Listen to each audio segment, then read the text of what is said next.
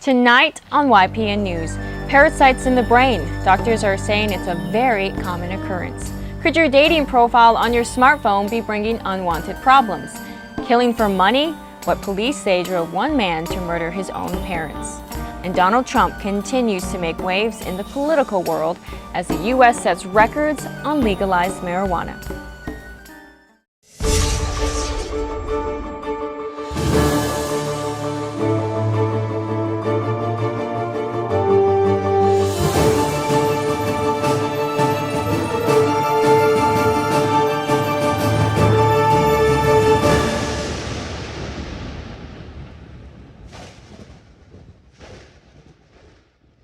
I'm Charity Heimerman, and this is YPN News, bringing you the news as it relates to Bible prophecy and foretold by Israel Hawkins. Hello and welcome. I'm Kim Kaziaka.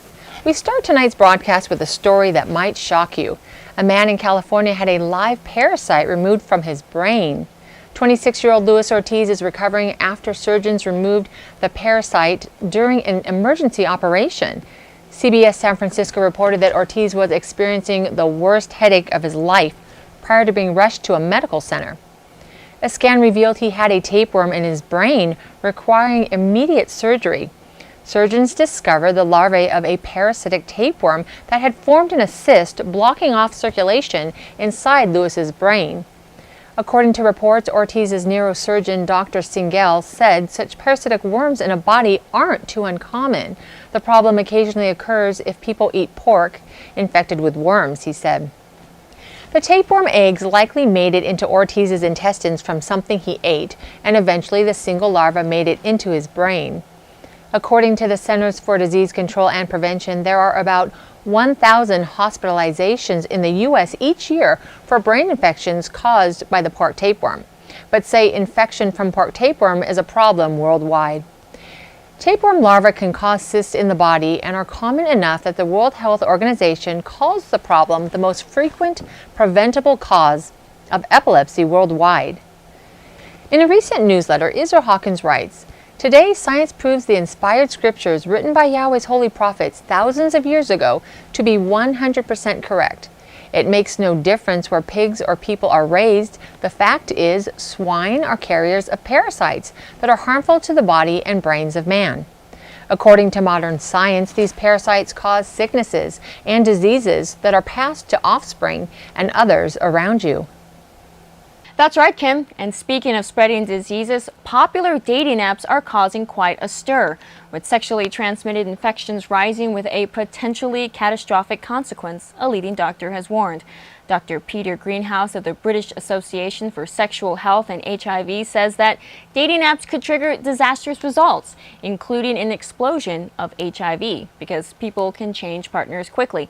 While many people are voicing out against this new finding, a 19-year-old dating app user from Southeast London told the BBC that he's unsurprised by the link between dating apps and STIs.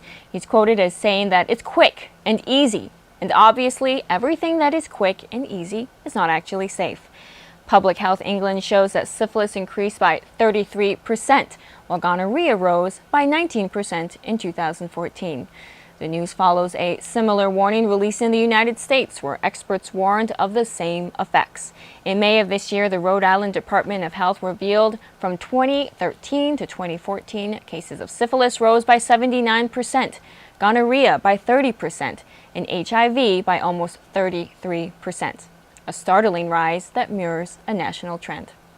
Of course, Israel Hawkins has been teaching about the dangers that dating can bring, saying that dating is something that is very evil. When you go on these apps, you are filling out an application to serve Satan.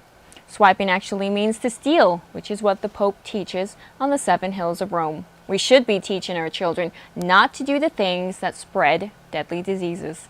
He continues to say that dating was a curse that would bring America down. And now with more top stories, we'll send it over to our YPN correspondent, Miranda Simon, in our studio. Miranda? The man with a plan. A perfect plan, he says, to get money for life. State police say Kyle Navin, the adult son of trash-hauling businessmen and a school librarian, faces 2 counts of murder. It is believed that Kyle Navin planned the murder of his parents for money. money that he wouldn't get if he were cut out of the family's will. The bodies of Jeffrey and Jeanette Navin of Easton, Connecticut were found outside of a vacant home in neighboring Weston. Sources say Navin is currently being held in a federal prison in Rhode Island on weapons charges. When police contacted his brother in regards to their parents, he responded by saying, "When I heard my parents were missing, I thought to myself, they either went on vacation or my brother did something to them." Yisrael Hawkins shared that according to 2 Timothy chapter 3, verse 1, in the last days, perilous times will come. Men will be lovers of themselves, covetous, boasters, proud, blasphemers. He went on to expound 2 Timothy chapter 3, saying, people will be lovers of money and disobedient to parents. Yes, the scriptures are indeed being fulfilled, as Daniel chapter 7, verse 25 and Revelations 13 show. Because of the hatred for the laws of Yahweh, people are unthankful, unholy, and without natural affection. Yisrael Hawkins is quoted as saying, "We see this constantly now. We see children rising up against their parents like they had no love at all for that parent who raised them, that bore them and raised them. And Yeshua said it's going to be that way in this time period." Miranda Simon reporting. Charity, Kim, back to you. Thank you, Miranda. Now we turn our focus to a man whose forthright nature is creating an uproar in the 2016 presidential arena. He continues to bewilder Americans and others abroad by his candid remarks that defy political correctness. And although the majority of Americans question whether he's staging a reality show or a presidential campaign, he still remains one of the leading Republican candidates. Be it his followers who find appeal in his outspoken manner or those who are repulsed by him. In any case, there is no doubt Donald Trump is stealing the spotlight of the 2016 presidential race. The billionaire real estate mogul, now a leading presidential Republican frontrunner, has been accused of being especially insulting to women. In an attack on DNC chairwoman Debbie Wasserman Schultz, Trump insulted her by calling her crazy and a highly neurotic person. He went on to say of Wasserman, "This is a woman that is a terrible person." And then there's that now infamous attack he did on rival Republican candidate Carly Fiorina when he said of her, "Look at that face. Would anyone vote for that? Can you imagine that, the face of our next president?" Donald Trump has never been shy in his interviews, referring to certain women as a pig, dog, slob, or animal. Not even the men can escape Trump's wrath. He has also made slanderous remarks about other Republican presidential hopefuls, including Ben Carson, saying that he suffers from a pathological disease, and targeted Jeb Bush by retweeting a racist tweet that compares him to a Nazi, mocks his ties to Mexico, and suggests he is intellectually disabled. The list of Trump's insults goes on. These are just a few. Whether it be insults about one's face, mental health, IQ, or culture, he seems to stay immune to the backlash his comments produce, saying, "I don't start these fights, but I sure as hell win them." Yisrael Hawkins says of the minds of the politicians and world leaders today that all they know to do is fight. The world doesn't know what love is or what peace means. Peace doesn't come from war and fighting. Peace doesn't come from retaliation. Yisrael Hawkins promotes the Peaceful Solution Character Education Program, which he says teaches you to care for others. It teaches you to do unto others as you would have them do to you. It trains you to avoid being pulled into attitudes of hatred, fighting, wars, retaliation, and destruction. It trains you to avoid things that are unhealthy, the things that cause sickness, disease, and confusion, as we see throughout the world today. Confusion is definitely spreading, and not just among our world leaders. Attitudes towards marijuana have undergone a dramatic shift in public opinion, with as many as 58% of Americans in favor of legalizing the drug, compared to only 12% in 1969 when the poll was first taken. Marijuana is the most commonly used illicit drug in the United States, and its effects include rapid heartbeat, disorientation, lack of physical coordination, and is often followed by depression.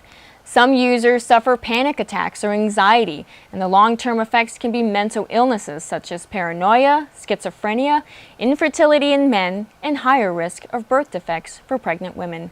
California became the first state to allow medical marijuana in 1996. Since then, 22 states, including D.C., have followed suit. And in 2014, Colorado became the first state to legalize recreational marijuana use, which made the state over $76 million by business sales and taxes.